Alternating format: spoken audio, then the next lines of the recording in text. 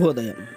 Global బెథేనియా Calvary ministry తరపున ఈ ఉదయకాల సమయంలో మరొకసారి మీ అందరితో కూడా కలుసుకొని దేవుని యొక్క పరిశుద్ధమైన మాటలు ధ్యానించుకోవడానికని దేవుడు నాకు ఇచ్చినటువంటి మధురమైన అవకాశాన్ని బట్టి నేను దేవునికి ప్రత్యేకమైనటువంటి వందనాలు తెలియజేసుకుంటూ ఉన్నాను. ఈరోజు కూడా పరిశుద్ధమైన వేద గ్రంథంలో నుండి మరొక చక్కటి మాటను చదువుతున్నాను, దయచేసి గమనించండి. మార్కు సువార్త 1వ అధ్యాయము 29వ వచనాన్ని నేను చదువుతున్నాను, దయచేసి గమనించమని ప్రభు పేరిట మనవి చేస్తున్నాను.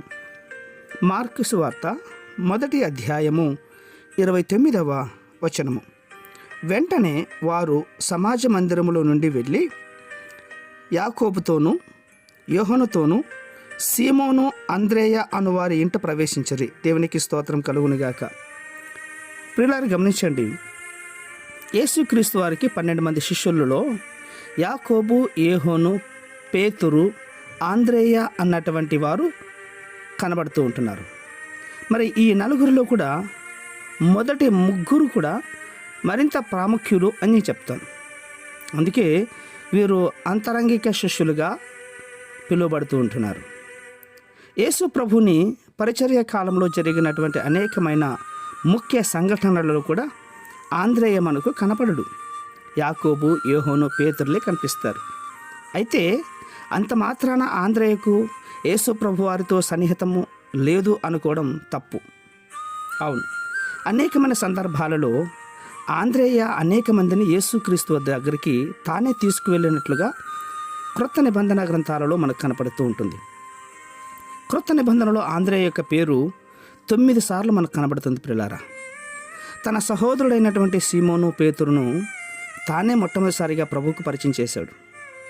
అయినా ఆంద్రేయ సీమోను, పేతురు సోదరునిగా ఆయన నీడలో జీవించి ఆ గుర్తింపుతోనే తన జీవితం అంతా కూడా గడిపాడు. ఏ సందర్భములో కూడా తన సహోదరుని ఆధిపత్యం, అతని ఎదుగుదల చూసి ఆంద్రేయ గారు అసూయపడలేదు. ప్రియులారా, అసహనం కూడా వ్యక్తంపరచలేదు. శిష్యులందరూ యేసు ప్రభు అడుగుజాడలో ఐక్యంగా నడవాలన్నటువంటిదే ఆంద్రేయది మనకు కనిపిస్తూ ఉంటుంది. ఫలభరితమైనటువంటి దైవ సేవకు కావలసినటువంటి మంచి లక్షణాలు ఆయనలో మనకు కనబడుతూ ఉంటున్నాయి. అవును, తగిన సమయంలో కూడా మనం మాట్లాడేటప్పుడు అధికంగా మాట్లాడకుండా, అనవసరంగా మాట్లాడకుండా, ఏ సందర్భానికి ఎలా మాట్లాడాలో ప్రభు దగ్గర చాలా నమ్మకంగా మందలింపులు, యేసుక్రీస్తు యొక్క మందలింపులు కూడా అంగీకరించినటువంటి వ్యక్తిగా ఆంద్రేయ కనబడుతూ ఉంటాడు. అన్ని విషయాల్లో సహనాన్ని ఆయన కోల్పోలేదు. అన్ని సందర్భాలలో సహనం పాటించి ప్రభు యొక్క పరిచర్యలో కొనసాగి ఒక మంచి గొప్ప సాక్షిగా ఆంద్రేయ గారు పొందుకుంటూ ఉన్నారు. అలాంటి సాక్ష్యాన్ని మన పట్ల దేవుడు బయలుపరుస్తున్నాడా? అందుకోసమే మన సాక్ష్యం కూడా అనేక మందికి ప్రయోజనకరంగా ఉండాలనే నా తపన.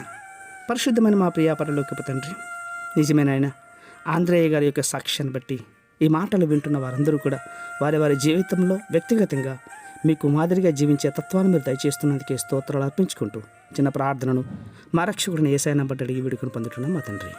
ఆమేన్, ఆమేన్, ఆమేన్.